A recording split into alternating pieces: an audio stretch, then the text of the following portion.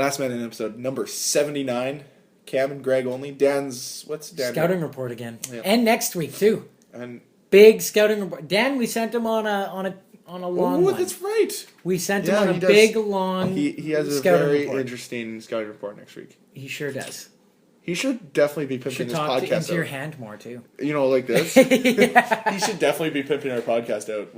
On his scouting report? He goes on an awful lot of We should give him stickers, and he should just place them in places at his scouting reports. With our podcast name on it. That'd be awesome. That'd be awesome. We don't have stickers. We don't have a budget. We don't have anything. Sponsors, hit us up. If you know. Pizza. Pizza. There we go. Yeah, let's do it. I gotta do some business to business here. Yeah. It's just gonna be me and Cam talking for about an hour here. There's no hockey news. There's nothing that happened. Nothing happened. Really. It's been a really slow week. You know, yeah.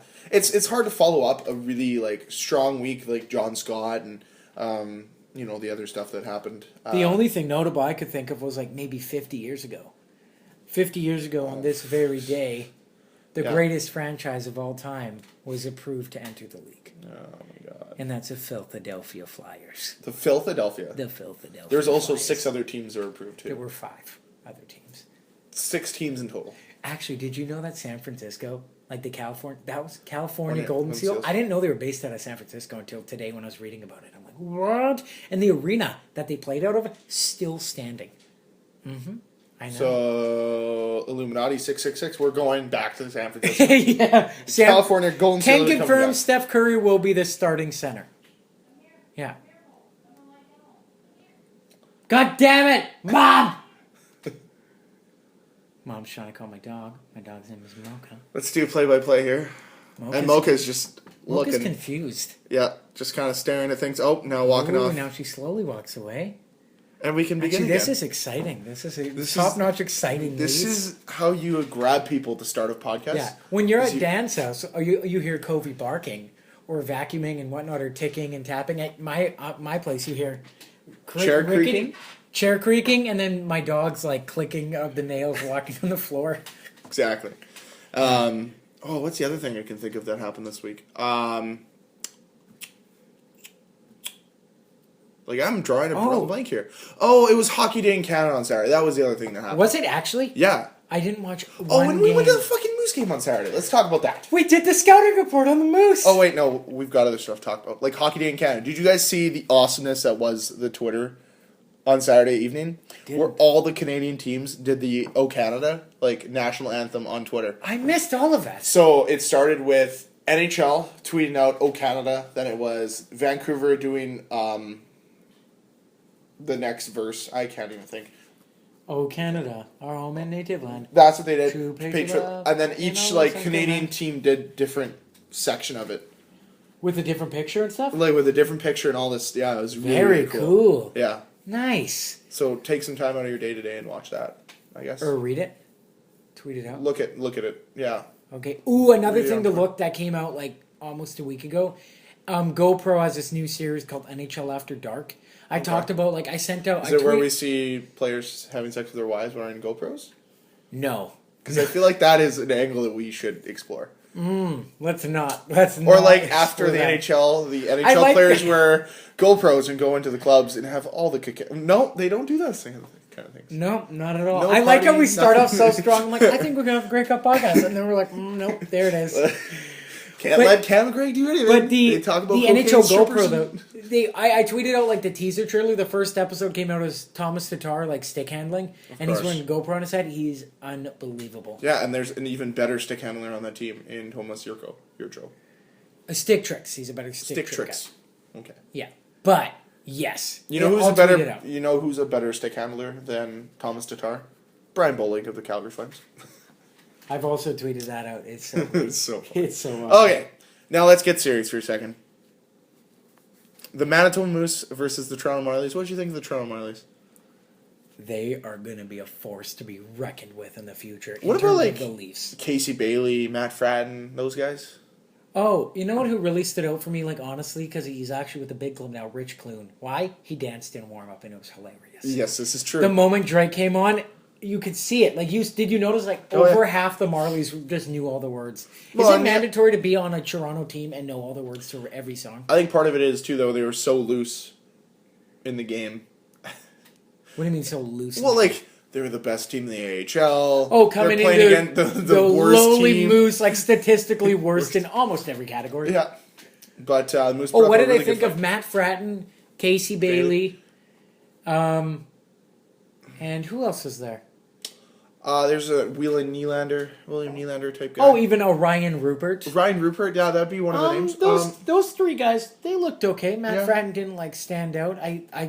I don't want to say he looks like a career AHLer, but that's what he did look like that day. Okay.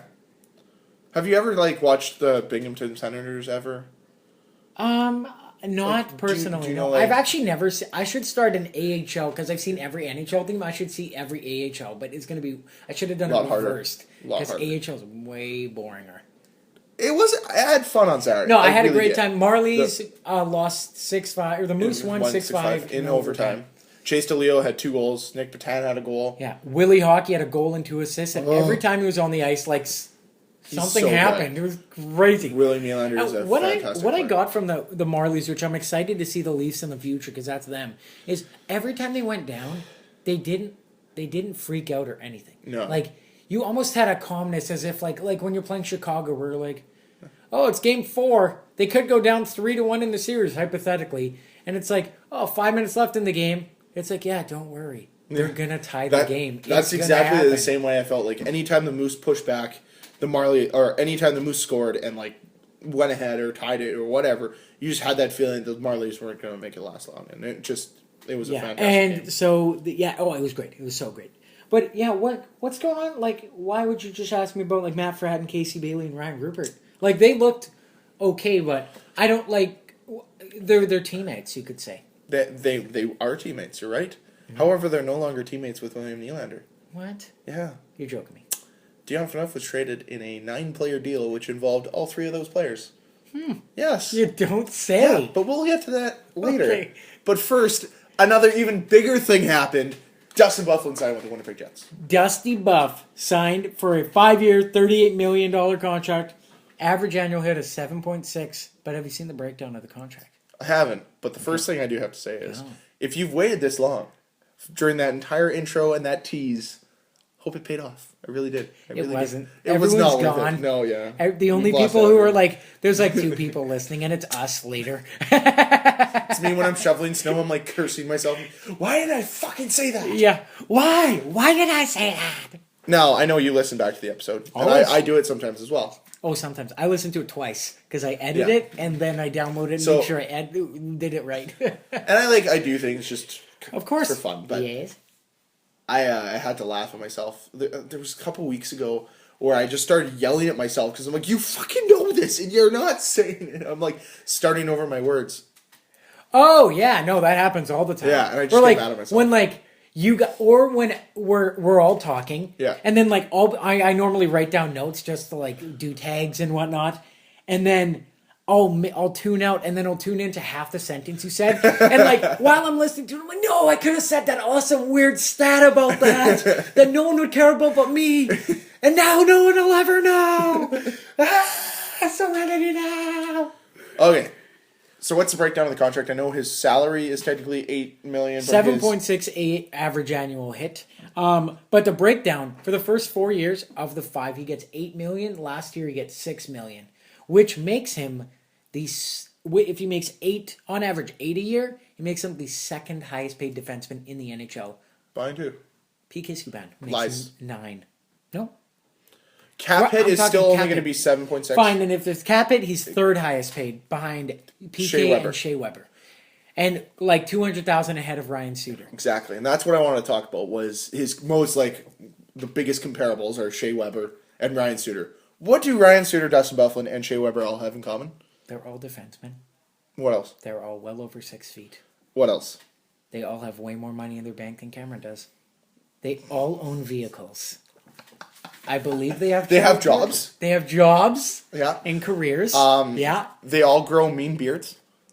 I beg to differ about Ryan Suter. I beg to differ. I bet I can find a Ryan Suter. Find a picture of Ryan Suter right now. I will. Go ahead. They're all feared. Feared? I'm not scared of Ryan Suter in the corner. No, I'm not. I'm confident. I'm not even lying about that. I'd go into the corner. I'd much rather... 10 out of 10 times, I'm picking Ryan Suter out of those three. I'm not going on the buff because Well, he can fuck, kill of me. course. And Shea Weber, one look, and I'll have a heart attack. But, and then I'll question myself, why am I on the same ice as Shea Weber? Hey, why is Dustin Byfuglien looking at me like that? I don't think about that. Well, if you had to pick between Shea Weber and Ryan Suter, obviously Nashville made the right choice and picked Shea Weber. Wow. Just think those you two could guys think were on the same Philadelphia, team. else they probably could have both of those guys. Exactly. This is what I think. Well, okay, what were you going to say about Buff? Like they're comparable. They're all defensemen in the Central Division. Oh, dang. That is something I overlooked. They are all right-handed defensemen that play on the right hand I was side. trying to think what side. I know Weber is a righty, and I know Buff's a righty. Suter is also right-handed. I'm going to confirm with But my see, people. here's the thing with Weber and Suter. That maybe... Oh, no, I lied. Suter's left-handed. He is left... Doesn't matter. Doesn't matter. They're central. all fucking amazing. They're all ridiculously They're talented, all... yeah. And when you take this contract at its... Like, I know a lot of people are very, very happy they signed Byfuglien. I'm one of them. I know you're on the other Okay, side. I'm happy. I love the term, and I understand. They have to sign Byfuglien. Oh, yeah. I would have blown it up and sent it away because I feel they didn't. I feel if I could go back to Jets season 1, they should have blown up the team and got as many draft picks as they can and start from there. Because they could have rode the wave of Jets. Like, we were so high that we got a team, we didn't care what the result And plus the was. lockout happened that year. Yeah. And then the next year they're... Yeah. Okay, but every, like, small markets, or smaller markets per se, every team needs their guy. Dustin Byfuglien is Winnipeg's guy. Oh. Like, we love Dustin Byfuglien. Like, He's got... don't get us wrong. Winnipeg loves us some Buff. Yeah. And if he were to walk, Winnipeg would have been searching for an identity for, I'm going to say, a couple years before they found it again as a collective. But Dustin Byfuglien, we've talked about it plenty of times. When he's in a game, Winnipeg plays way differently than when he's not in a game. I think he exemplifies a lot of what Winnipeg loves about like athletes and like the athletes they attach themselves to. Dustin, but it's almost like his persona is bigger than Winnipeg, and with Winnipeg being kind of reintroduced to the world when the Jets came back, and him being like the ambassador to that, he's got this bigger than life personality, this persona, and he's kind of been like, "Hey, this is fucking Winnipeg," and like made Winnipeg a bigger talking point. You were there, right? First exhibition game. I was there first exhibition game. What happened? Like 15 seconds in. Already just decked Matt Calvert. Yeah. See, isn't that insane that was 5 years ago in an exhibition game, and that's one of the most memorable moments that I have of Dustin Byfuglien. I mean, there's many. We were at the Colorado game last year where he decked 2 Colorado Avalanche players in a row. Yeah, yeah. Oh, bye Tyson Berry. Oh, next guy comes double Dustin. The double exactly. Dustin. Yeah. And it's really tough to find a person in this city right now that is not on board with this Dustin Byfuglien contract and is not on board with Dustin Byfuglien being our guy. Yeah. He's our all-star. He's been the only guy nominated. Well, I mean, Tobias Enstrom a little bit. Well, okay. Yeah. But Dustin Byfuglien's been the one that's accepted it. Yeah. Okay, as much as Tobias Enstrom was technically an all-star, Dustin Byfuglien's been the guy since he came here. Right? He's been, even though Blake Wheeler probably deserved an all-star bid, so does Dustin Byfuglien. I think Dustin Byfuglien has been tremendous since the day he got here. And I think this is the guy that we should back and put all of our chips onto. Yeah. And I think, this is the Montreal down year. This is the year that we get our Galchenyuk. Hopefully he turns out to be better. But really, when you look at that year of drafting, none of those players have really panned out that well except for Morgan Riley. It's true. Like, realistically. That's we talked about this a couple podcasts ago, or maybe even last podcast, where we were looking at that draft and we're like, wow, like, we shouldn't feel bad about our pick because there's not really a star-studded superstar. Exactly. Like, that was Huberdeau Landeskog a new year? No. I'm talking, that was Yakupov, Murray. Oh, yeah, Galchenyuk. Right. Yeah. Right. Everyone's kind of just... they're all kind of... They're really good pieces, but they're not the piece. Yeah. Okay. And Morgan Riley's the staple on... Yeah. There's a few staples. I mean, wasn't Hampus Lindholm in that draft? Yes, he was. But, then again, it's like, well, they already have Cam Fowler. They drafted Sammy Vatanen. Yep. They have Bieksa. But... Nonetheless. Dustin Byfuglien is the guy to put the money on at this point. And like I said, this could be the year where the Jets get that extra piece, that retool that's going to push them into the playoffs next year. You know, they need another player because you look at Nashville, they got Ryan Johansson. They have what other teams? Or you know, you have Chicago, you have Minnesota. Like all these guys have stars, and then you have Blake Wheeler, who's Blake Wheeler right now. Yeah, and then you have no one really else that's stepping up that's going to be putting up those points, and you got to compete with the Sagans and Bens of this division. Yeah, and so this bad year, like I really hope they get a high draft pick, get Kachuk or Lane or PRV or whoever they get. Yeah, like realistically, I mean, you want to get a top 5 pick. Who doesn't? But say if they're not going to get the first pick, but they fall even like 3 to 8 range. Nylander, Gauthier, they're all in there too. Nylander, Gauthier, Chychrun. I don't know if they should draft another defenseman. Exactly. But. Or I'm drawing like Pierre-Luc Dubois, like a centerman, or who's that guy who's Alex DeBrincat? DeBrincat, yeah. Like if you compare Alex DeBrincat though, I mean, look at who he's played with. He's played with Connor McDavid, put up points. Played with Dylan Strome, put up points. He played with Austin Matthews, put up points. But the thing is, sure, he's playing with elite level players. However, he's keeping up with all these guys. Yeah. So why not? Like, it'd be really nice to see a 1-2 punch between Alex DeBrincat and Nick Ehlers. Smaller 1-2 punch, but they're looking for. You want depth, obviously. Yeah. That's what you want. And you want depth in your scoring, and that's something that the Jets have never had. Yeah. And this, like, last year was a great, we got in the playoffs finally. It was a great feeling. But now it's time to move away from being like, let's just get into the playoffs to let's make a Stanley Cup winner. Mm-hmm. And legitimately, they could do it in the next 5 years. And that's what this contract exemplifies.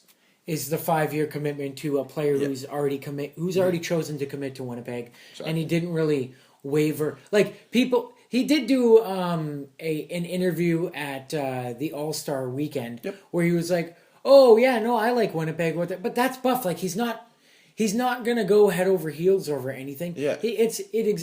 Winnipeg is his type of lifestyle because we're literally like a football shot away from, well, not really, but we're pretty close to where he grew up from in Roseau, Minnesota. Like, just a small town per se. Yeah. And like just calm, like on the weekends you go ice fishing, you go do whatever, have barbecue, have friends over. Like just small town living. It's not like in New York where you have like guys like Henrik Lundqvist and whatnot, where every time you see them it's like the greatest day to dress ever. Did you hear what happened today? Totally off topic, but Steven Stamkos was followed by some guy in a car in Montreal today. And like a guy was taking pictures of him, yeah. Whoa. Yeah, find the tweet on. Creepy. Yeah, I saw it on SportsCenter. Okay. But yeah, and I think that's something that Dustin Byfuglien likes, and I think he goes anywhere, and I think he likes the fact that people know who he is, but at the same time, like I think people in Winnipeg do respect most of these players' space. Like if you see a guy in the mall, very few people I think approach them, but I could be wrong because I've never seen them. Right? The only guy I've ever met was Alex Burmistrov. So. The only times I'd met them was when it was signings. I'd never actually run into them. I've rollerbladed past Jonathan Taves a few times, but he was in the middle of a run, so I'm not going to be like, "Hey, Jonathan Taves, stop your run! Yeah, I need a picture." Like, not the proper time to do things. So, what do you think of the money? 7.6. I'm not a fan of the money. Okay, that's a lot of money. Why? Obviously, he's puts up 50 points a year. Puts up 50 points a year, and we talked about 65 makes you a top-tier echelon player. And that's on the blue line, and that's not playing full season. That's playing 69 to 78 games a year. True. So he does technically miss games. Yeah, but puts up and has 15 goals this season. Probably will finish with 20 again, which will be his second straight, or 4 of his 5 years here. He'll have 20 goals or something like that, or be on pace for it. I'm not a fan of the 7.6 because going forward, I did the math. Jets right now rounded around is into next year without Jacob Trouba and Mark Scheifele? With just defense. I just looked at the D. They have $24.1 million committed to 5 guys. Okay. And that's without Jacob Trouba. That's without Trouba. When's Sherratt's deal done? I believe it is at the end of next year, but don't hold me to it. I could be wrong. The thing is, is I still think their plan is to move out Enstrom at some point, get whatever they can for him, and I think this deal is that kind of, we're going to move Enstrom out time now. Well, and if you look at the way, I mean, we saw him on the weekend. They already think they have a piece like that where Enstrom, such as Enstrom, where he could slot in and start playing, and we're pretty high on him. Josh Morrissey. Yeah. And you had mentioned in the game his skating. We know you pointed it out, then I noticed it. Like I started watching it. It looks effortless. Like it looks like he's not trying at all when he's skating. I mean, it should look like that. You're a professional athlete, but he's got just a different skating stride. There's a guy I've played hockey with before, Columbus Blue Jacket fan, that I think is a very, very good skater, and he looks the same way. Like, just doesn't try. It looks like he's not trying, and it's such a piss off. It looks like he's so nonchalant and effortless. I know exactly. I watch him and I'm like, "Fuck you!" Like, I wish I could skate half as good as you, and you're just like, "Oh yeah, it's another Sunday at the ODR. There's no big whoa, pretty days." I don't know. No, that's exactly. But yeah, that's the style that I thought Josh Morrissey had. The other great thing was he's what is he? 20 years old now. I believe so. He's a 20-year-old playing with, like, against William Nylander, against, Connor Brown, against the best team in the AHL right now. And he was their pair. He got matched up with them. Exactly. And you didn't notice him out there, and that's not a bad thing. No. That's one of the best things that you can have with a defenseman, especially a young guy. So he comes in, and that's the way he plays. He doesn't need to put up 30 points a year because we have Byfuglien for that. Yeah. We have a Byfuglien. We have a Tyler Myers. We have a potentially Jacob Trouba. And the other thing, too, though, is I think if they can move out Enstrom, I think most of Enstrom's contract is going to go to what Jacob Trouba will be getting. Will make. And I also think they've been really pushing that Byfuglien-Trouba pairing this season. And maybe that'll be maybe that's going to be their pairing to move forward. I could also see them doing something with Mark Stewart. I wouldn't be surprised if Mark Stewart's gone at the deadline this year. He's got a very good contract. Very nice good contract, and a team could pick him up and take him for a cup run, because I think he deserves it. I think he's a great defenseman. He's a little bit a step's gone this year. He's not as impactful as he's been in the previous few seasons, but I think he'd be a good piece for a team, maybe a Dallas Stars. And I know you don't want to play against them, but that's a team that could use a defenseman. Yeah, wow. Washington Capitals, if they have it under their cap. Tampa Bay Lightning. A team that's, it's great about you naming Dallas first, is that Dallas, names are swirling now because it's near the trade deadline. Dan Hamhuis is on an expiring contract. Yep. It's like, well, would you want, okay. Same with Roman Polak. Exactly. Would you want a guy like Dan Hamhuis, where at the end of the year is probably going to want a new contract, or take in a Stewart where he still has, I think, another year left? Yeah. So it's like, because this might not be Dallas's year. Yeah. But it'd be great to get a guy in there that's played in the NHL, has his, is a seasoned veteran. And he's okay moving up and down the lineup. Sure, He's not great on the top line, but he could do it in dire need. With John Klingberg. I think John Klingberg could make him look pretty good. Well, I doubt he'd do with Klingberg. I mean, it might be with a Jordy Ben, Mark Stewart pairing. That'd be amazing.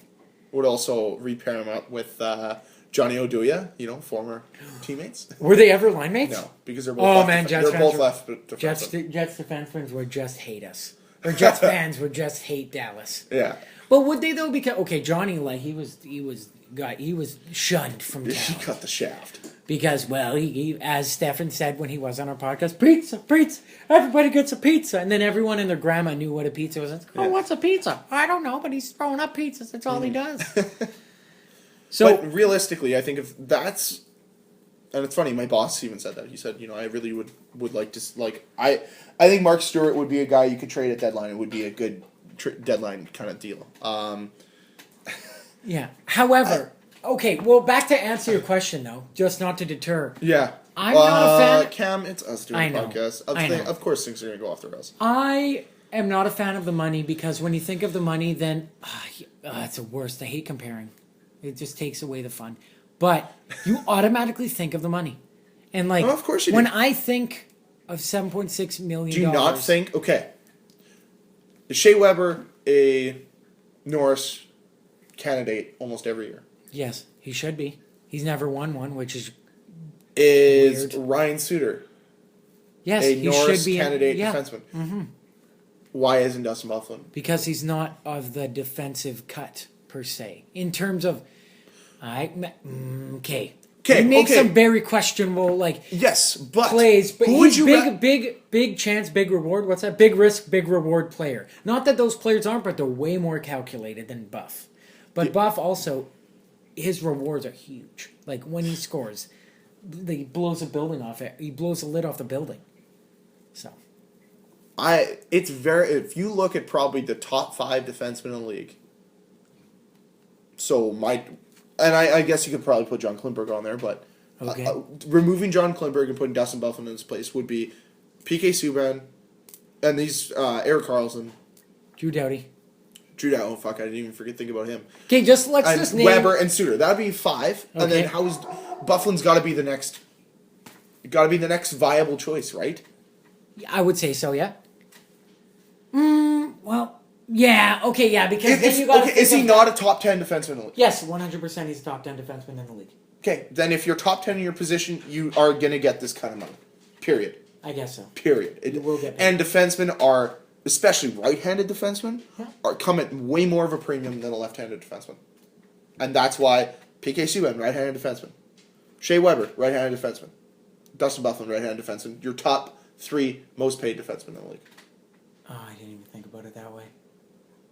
Well, yeah, okay. And when you put it that way, true. And say if he hit the open market, hypothetically, they would have never let him do that. But you don't think someone would give him 8? Like a team like Edmonton? Are you telling me somebody wouldn't have signed him for 6 years at $8 million a year? I'm pretty sure that would have happened. Yeah, I guess. And I think that's what he wanted. And I guess that's also why when the money came out, he said 8 for 8, right? Is what he originally wanted. I thought that was what it was legit. Or either way, it was for sure. Or 8. 7 for 8. So, and normally when you say a number, like we talked about last week or 2 weeks ago with Stamkos, when you normally hear a number, it usually falls either $1.5 million up or $1.5 million down. Overall, about $3 million. Within that number, there's like a rotating circle, and if there's no happy medium in that circle, that player is traded.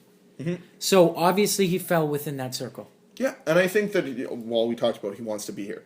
And the other thing too, though, is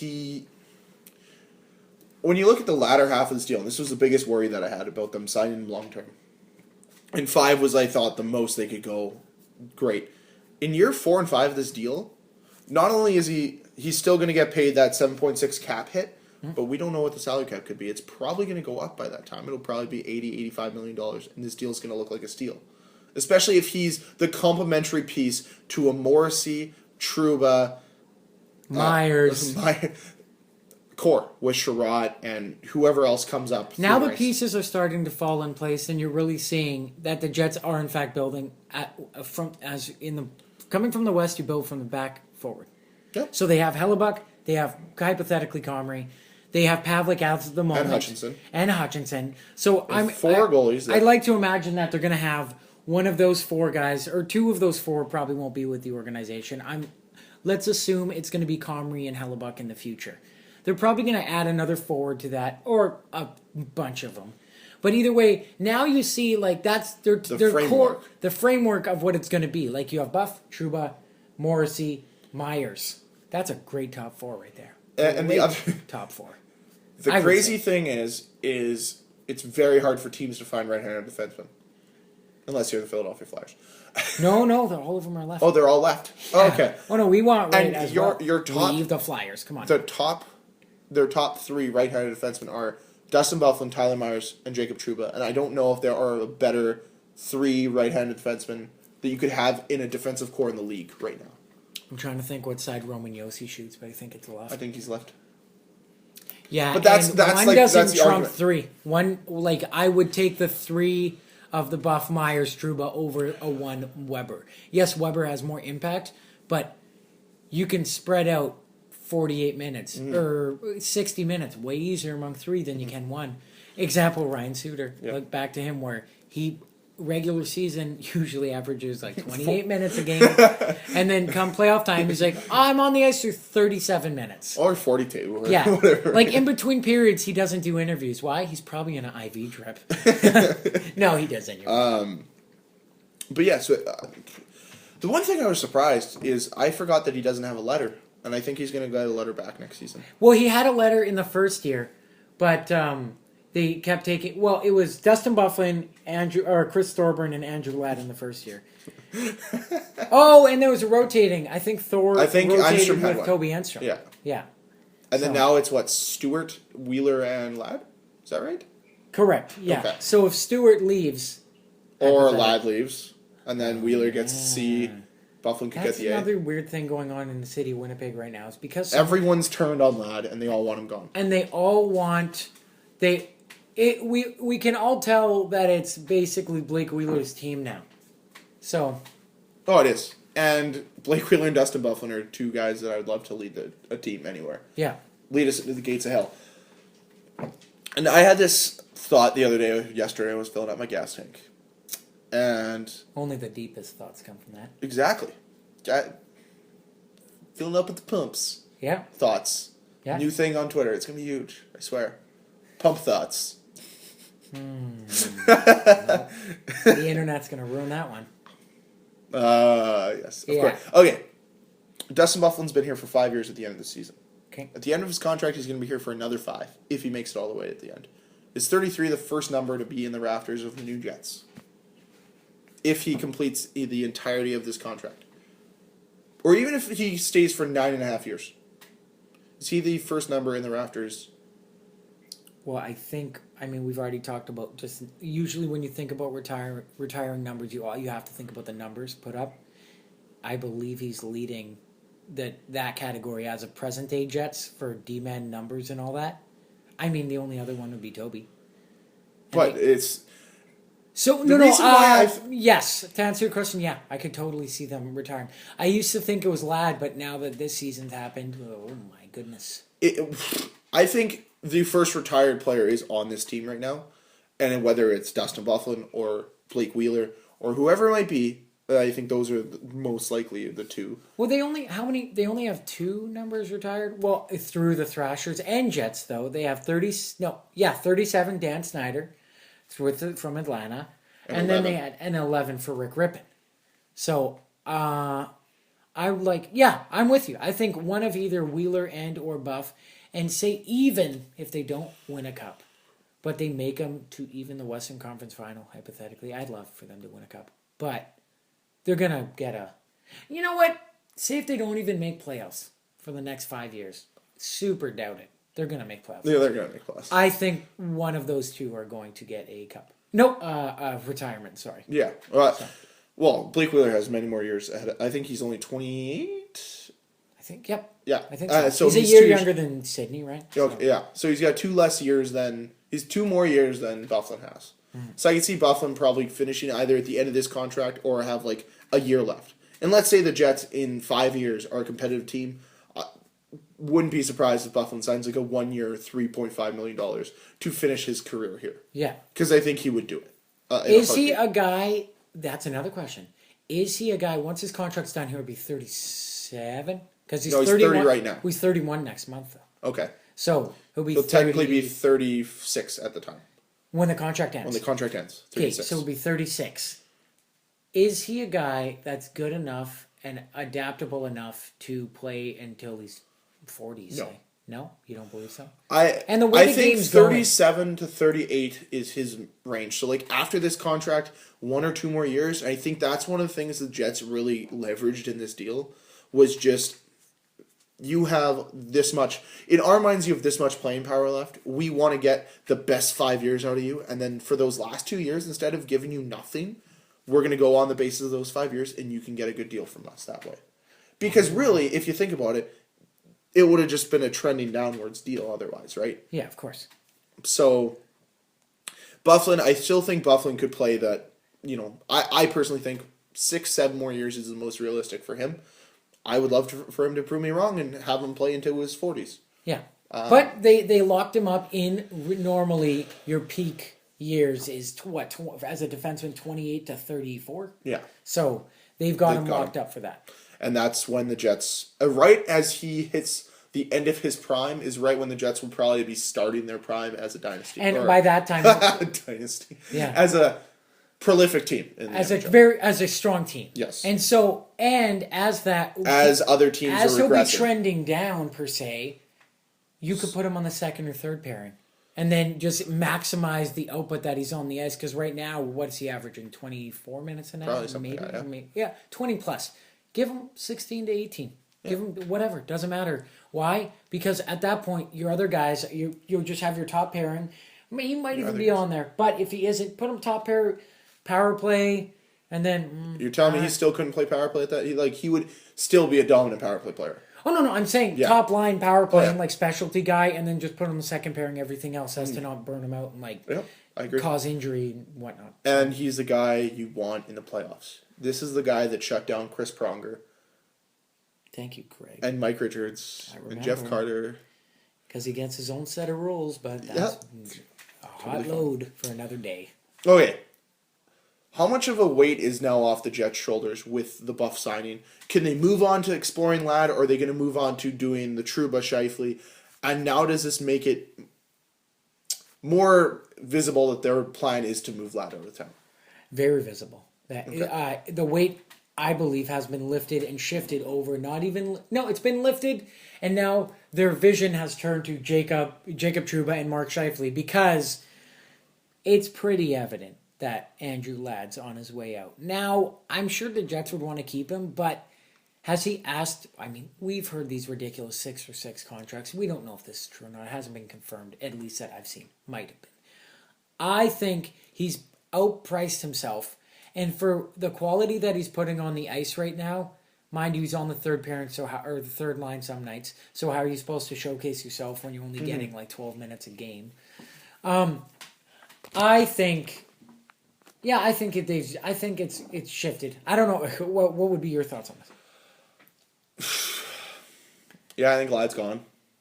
Now, this is what I was thinking. The moment they signed Buff, like when they announced it yesterday, are they going to bridge Trouba now, or are they just going to straight up sign Trouba and Scheifele? I think they're going to look at bridging both of them. I think they're going to use... one of the best pieces of leverage I think the Jets have is... to Jacob Trouba, at least, is look at PK Subban. Bridged him, look at him now, right? Making a ton of money, and that's what you can do too. We just need that bridge.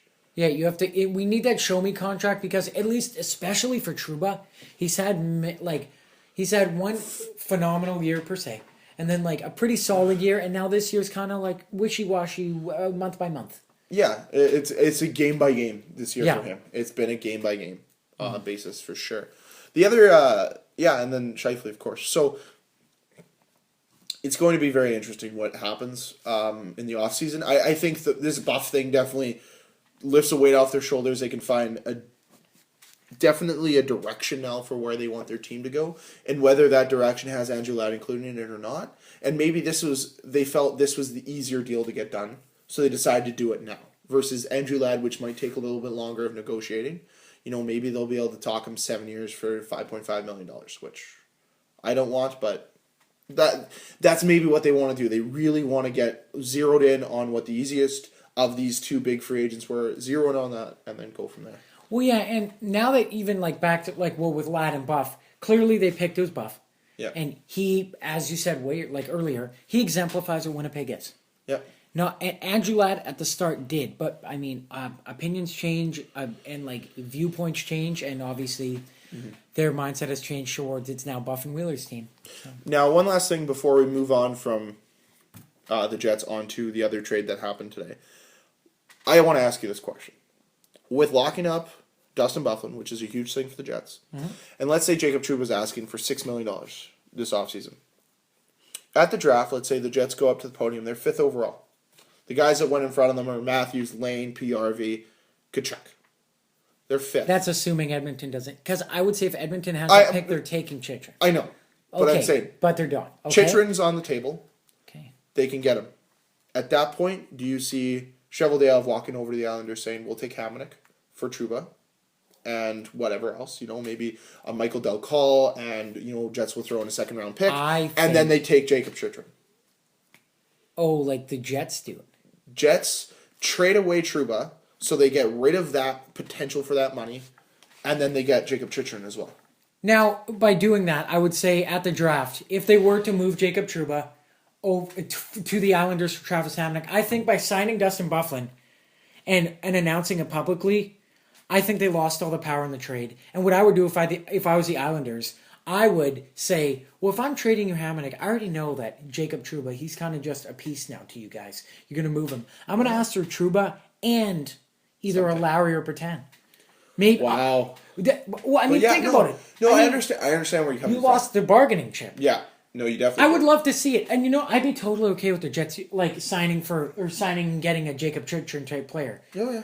No, well, the only reason why that comes to mind is because he's the best available player in the draft for that position, and getting Hamonic, and then you don't have to pay out that money to Trouba, especially if contract talks aren't going your way. Then you get Chitrin, and you get Hamonic. Of course, you want to get somebody else on the front end as well. So, and the only snag in that is always Garth Snow is a hardball. Oh, for sure. If you don't agree to his terms, yeah, he'll send you packing. And if he's probably going to want to talk to Trouba or his agent, they're probably going to have to get this going before, a little bit before the draft, and then have wheels in motion before this gets going. And only if Jacob Trouba and his agent say we will sign those papers, then will they do it. And it's going to be within an hour of that trade happening, they're going to see Jacob Trouba contract extension or bridged him. Mm-hmm. It's going to happen. So they'll kick tires on. I would say I'd love to see that. That'd be a great move. Yeah. Okay. Dion Phaneuf traded in a 9-player trade. He was the key piece. List off the players traded. Okay. From Toronto. From Toronto, you have Dion Phaneuf, Matt Fratton, Casey Bailey, Ryan Rupert, and prospect Cody Donaghy, apparently a defenseman.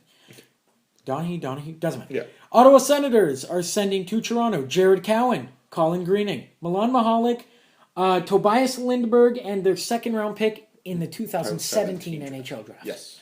Milan Mahalik and Jared Cowan's contracts end at the end of next season. Mm-hmm. Colin Greening, I believe, is up this year. Tobias Lindberg is on a entry-level contract, and he's in the first year of that. He's playing for Binghamton Senators. Yes. I read something today that he was Lindberg, which is probably the biggest prospect of this deal. The piece that we don't know anything about is Lindberg. Yes. He was good in the CHL last year. I think he had 72 points. In the CHL? Yeah. Oh, really? Yeah. I don't know what team he played for. I thought he played in the Swiss League. I'm not sure. Take a peek at that. No, I feel like we should know this, but it doesn't matter. We don't know about him. Exactly. And then the second round pick's always good as well. The biggest thing is Colin Greening has had issues. He's been up and down the lineup. He's perfect for what the Leafs want for rebuilding, just a player to slot in on the lineup. Both Milan Mahalik and Jared Cowan, I do not think are going to stay either this season or will be traded over the summertime. They're very movable contracts. Well, I wouldn't say very. They're movable contracts. And the Leafs have found strength in moving contracts. Yeah.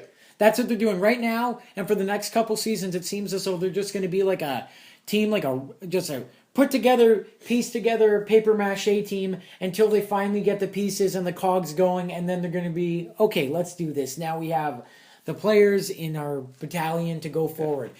By moving Phaneuf, though, they did actually take on more contract, but only because one of them's expiring, Colin Greening, at the end of the year, and then they gained money at the end of it, though.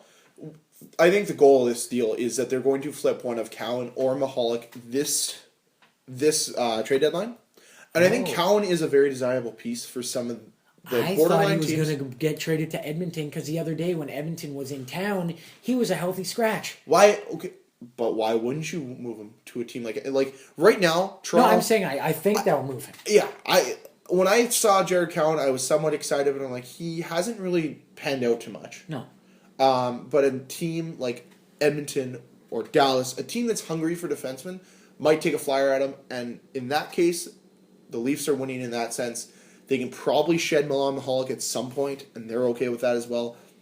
And this was all obviously a move, and they moved their captain out of town. It was a really shocking deal, and it came out of nowhere, and that's what made this deal so great, is we didn't hear rumblings about it until about 10:15 this morning, and it happened at 10:25. Yeah.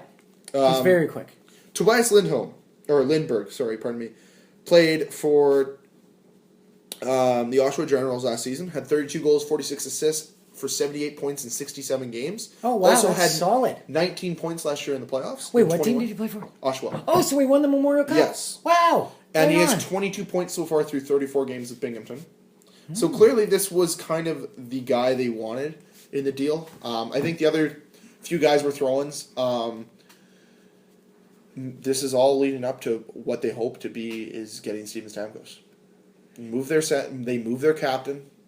They definitely put the chips out there. They got 2 movable pieces in Mahalik and Cowan to make this big move. Well, since Brendan Shanahan's there, just look at the 3 monster contracts he's moved. Monster. Well, and I put it in our group today. Yeah. I said they've moved Kessel. So they moved Kessel and Phaneuf and Clarkson. Clarkson, but I don't want to put Clarkson in this deal. Okay. They moved Kessel and Phaneuf, 2 cornerstones of their team that took up $15 million of their cap. For Kasperi Kapanen, Harrington, I can never remember his first name. Scott Harrington. A first-round pick. I can't remember. And is that in this year's draft a first-round pick? Well, it's a conditional first-round pick. If the Pittsburgh Penguins make the playoffs, then it's a first-round pick this year. If they don't, then it gets pushed to next year. If they still don't, then it turns into a second. Ooh, so we're cheering for Pittsburgh in the playoffs? We're just cheering for Pittsburgh to get in the playoffs. Yeah, that's what I meant to say. I'm never cheering for Pittsburgh, but I'll cheer for them if it turns into a first round for Toronto. That's exactly. Awesome. So a first-round pick, this Tobias Lindbergh, a second-round pick, Milan Mahalik, Jared Cowan, and Colin Greening. And I would not be surprised if Milan Mahalik or Jared Cowan turns into another piece of draft pick. Yeah, you don't want to hold on to that. I can see Colin Greening working great in that system. He's fast. The other thing, too, is if Colin Greening is playing in the AHL, and they have this Lindbergh kid who's already got 22 points through 34 games in the AHL this season, that's more guys to just stockpile your Marlies team to win a championship. Which maybe, just maybe, Toronto might possibly get a championship. Yeah, winning starts in your minor leagues, and it moves up, and you build that winning attitude. Players love to win, and you build that winning attitude, then that comes into your dressing room at the NHL level. Look at what it's done for Grand Rapids. Those guys have won, not necessarily won every year, but they're always on a winning team. Hershey Bears, guys like that. Yeah. It's contagious. And you want to go there. That goes into your dressing room, and then it funnels into the NHL dressing room, and it's great because those guys start moving up, right? Washington, because that's Hershey Bears, is it not? Yeah. Like now, come on, it's time. Yeah. Let's do it. I think they can win this year. I just heard a weird stat on Toronto professional sports teams. The Raptors recently had a 12-game win streak and it got snapped. Or maybe 11. Either way, 12 or 13. A Toronto-based professional sports team has never had a win streak hit 13 straight games ever. That's in over 200 years of sports.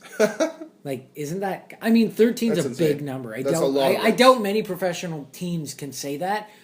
Well, I mean, we've seen one this year who did it, Golden State Warriors. But that's just a crazy stat considering it's Toronto and how many teams. So it's they're starved for it. Just come on, put it together. They want it. But yeah, this deal is leading up to hopefully getting Steven Stamkos this season. And a lot of people were saying who's going to be the Toronto's next captain. They want it to be Steven Stamkos. They want it to be. And you know what? If they just traded away their captain. Yeah. If they don't get him. Is it all for naught? I don't think it's all for naught. I think that was. It's a good stepping stone to the future, anyways. I feel like so much cap. Exactly. I feel that a lot of these moves are in hopes to get Stamkos, but they clearly have backup plans. Every move that the Leafs have made since Shanahan, Lamoriello, Dubas, Hunter have moved in has been calculated and pros and cons. They held on to Kessel until they felt they got the best deal from Pittsburgh, right? And you look at the pieces that have come to Toronto and just... I'm excited, and if they don't get Stamkos, I'm sure they have a backup plan. I think Stamkos just speeds up their rebuild by 2 years, and they're okay to suck for another 2 years, get Nolan Patrick next year. They're fine with that. Or even, maybe, they have a percentage to get Austin Matthews. I still think they will. I'm convinced they're getting Steven Stamkos. What is in the water in Tampa Bay? What is going on? But it's Steven Stamkos. The Leafs could ultimately have Nylander, Mitch Marner, Steven Stamkos, and Puljujarvi, Lane, Tkachuk, Chychrun, or Matthews. They're not going to pick outside the top 5. I would be mesmerized if they're outside the top 5. Oh, then if they're outside the top 5, they'll trade down and get William Nylander's brother. That'd be pretty sweet. Your own Sedin combo, just a year apart. We're a couple years apart. That ain't bad. Both Swedes. How sweet it is. Oh, wow. The worst. Yeah. NHL But no, that like legitimately. legitimately. Yes. And yeah, I'm happy. I am. What else do you have for us as we finish up the show? Like we said, there's nothing to talk about today. Are we going on like happy, sad? What do you want? What do you want? Let's go sad than happy. Let's go sad than happy. Sad than happy. Malcolm Subban out indefinitely with a fractured larynx. He suffered in warm-up. He got hit with a puck in his throat, and he's out indefinitely. So, from the pictures I've seen, not of his fractured larynx, but from him in net, you'd be one of those people. It doesn't seem as though he wears a neck protector. Oh, okay. Like, is that gone out of fashion? Do Rhyme Time and like Bernier wear that? Like, I think some goalies do, but I was they actually should talking. make that mandatory, shouldn't they? I was talking to one of the parents who on my hockey team that I coach, whose kid is a goalie, and I said, "Why doesn't he have one of the neck protector danglies?" Because I call them the dangly thing. Yeah, that's fine. He said, "Well, because sometimes when you go down, it blocks your vision for those scrambles in front of the net." So you'd rather have a better save percentage than a throat? Like, I don't know. I get where they're coming from, for sure. That's like goalies when they go to professional. When they're in junior, you're not allowed the cat's eye mask. And then you go to junior and you could have cat's eye. And it's like the right angle, a puck could kind of get... It was not going to go through. But it could get stuck in there and just graze your eye and do some damage. I mean, those pucks are going at least 60 miles an hour most times. Yeah. I would say the average wrist shot in the NHL is at least 50. 40, fine. That's fine. I'd say more like 70. There you go. I'll say 60 to stay safe. That's good enough to do some damage. That's 100 kilometers an hour. All right. Well, that's pretty fast then. Yep. Continue. All right. And let's go out on a happy note. Michael Grabner sent his billet family. He used to play for the Spokane Chiefs in the WHL. He sent his billet family, so it's the mom and dad, to Super Bowl 50 because they're diehard Bronco fans in the Seattle area. Isn't that awesome? He just called them because they're very close. They see each other all the time. They're your adoptive family. Yeah. He came over when he's like 16 or 17. Like, you don't know. He probably barely spoke English. Maybe he did. They're European. They're wicked smart. But that's awesome that he just sent. He called him up. Apparently FaceTimed him and was like, "Yeah, so hope you don't have plans this weekend. I'm sending you to the Super Bowl." What'd you think of the Super Bowl? Underwhelming. Okay. I didn't think it was the best game, but what are your won thoughts money off the coin toss. Excellent. And on the right, I guess the right color Gatorade. That's a great Super Bowl or halftime, eh? I thought we didn't have sound. We were watching it, and everyone was talking so fucking loudly that I couldn't even hear the Super Bowl halftime show. But then I watched it later on YouTube. People talk during the game, not halftime show. Yeah. It's reversed. Yeah. I thought it was great. I watched it later. I thought it was good. I think Bruno Mars is an excellent entertainer. I think Beyonce did a great job. I would have liked Coldplay to play a couple different, I was happy they played Viva La Vida. I was happy they played Paradise. I would have liked to have seen them play, Sky Full of Stars. Okay. I'm drawing blank on that one. But I'm sure the moment I heard the first two notes. You're a sky. Oh, yeah. Okay, yeah. Like that. I didn't know, off their new album. I didn't know they went, I knew they were kind of Love Everybody, but I didn't know they went bam, full bore. Yeah. That stage scared me, by the way, because... That was weird. It would be so weird walking on that. I'd be scared to walk on that. Well, and then they had the videos of, the old performers on that stage. That's cool. And then Bruno Mars and everyone singing. The only thing is I want to know what it takes to be one of those people who gets to run up to the stage as as it starts. How did not one person, because they were running out onto the field too, and Chris Martin was there singing. How did not one person, a group of friends, but they're like, wow, we get to do this, and one friend, maybe that's just that they weed him out. I'd be the person to be like, no, you don't get security tested. Because how did not one person be like, dude, I will give you $100 if you run by and just smack him in the back of the head, just rip him in the back of the head. I think. Yeah, I don't know. Did you hear about the I think he's a YouTuber or he's a Viner or something like that, who said he was going to streak during the halftime of Super Bowl 50, got escorted out before kickoff. Did they pay him his money back? No. Because he put it all over Twitter, and he's got like 300,000 followers. That's why you don't do stuff like that. You don't put it. You don't voice it to the world. And you know what, people? Stop living behind your phones. Just watch it. Yeah. How many people had their phones out? Like, I saw so many. Or and concerts, there's people behind you. Be respectful. Now we're just way off topic. Now, what? You know what grinds my gears? Be respectful. Yeah, I'm doing these weird hand gestures at Greg's face. Okay, so Cam and I are on another scouting report this weekend when we got to watch the Brandon Vikings play against Ivan the Conqueror Provorov. And I'm going to watch future Toronto Maple Leaf Nolan Patrick. I just want to say about Nolan Patrick, he's OG. He's legit. Do you think Provorov makes the team next year? Yeah, 100%. Okay. He's one of no, that's a lie. He was one of the first cuts this year, but that's because Dave Hackstall didn't know what he had because he's a new coach. No, not didn't know. He wanted to see what he had just with the team, and he knew that it wasn't going to... I didn't expect him to make playoffs. I don't think they're going to make playoffs. So why not just let him tear it up and be on one of the strongest junior teams in the country? Could potentially win it all this year. Yeah. In Red Deer. In Red Deer. Hopefully, maybe one day, maybe we'll make it there. We don't know. Maybe that'll be our scouting trip. We don't know. Maybe the future. We don't know what the future holds. But you know what the future does hold. Checking us out on YouTube, Facebook. No, we're not on Facebook. Twitter. We're above that. We're better than people who use Facebook. We are. And Tumblr. I'm 100% and that. Fuck Reddit. Don't people who use Reddit are the worst types of people. Don't you do that. Reddit's the internet. Actually, don't ruin us. What are you talking about? I've fallen in love with Reddit. I'm like, it's the great thing. The greatest. Yeah. Especially like, what is it? No Sleep? I'm on that shit all the time. That's very scary. I love it. Very scary. Don't read it at night, but when you read it during the day, memories flood back at night. Dude, I love it. I don't even care how many of those stories are true. Anyways, let's wrap it up here. Find us on YouTube, Twitter. Wherever you listen to podcasts. Last check us out there. PC. You can definitely find us. You can, yeah. You can find us on all platforms. Yeah, exactly. So until next week, we will see you then.